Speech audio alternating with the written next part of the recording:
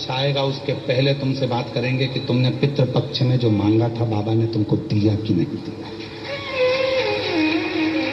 17 तारीख से जो ऑनलाइन कथा होगी, ये तो कथा आज विराम हो जाएगी 15 तारीख को, 17 से जो चालू होगी उसका पितरों की शांति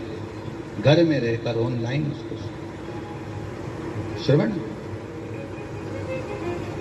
कितना फल है उस कथा का लाभ।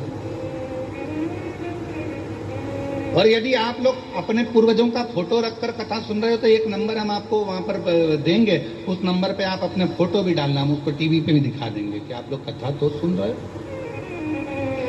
हम आस्था वालों से बात करेंगे इसके लिए, वो आपको दिखाए, श्रवण करें कि आप लोग भाव से कथा का तत्व ग्रहण कर रहे हो, स्मरण करें।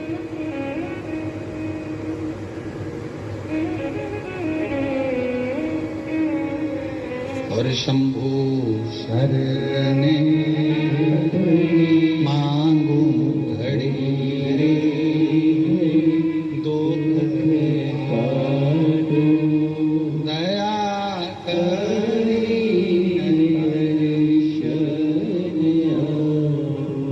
जितने भाव से आप कथा का तत्व एक एक तत्व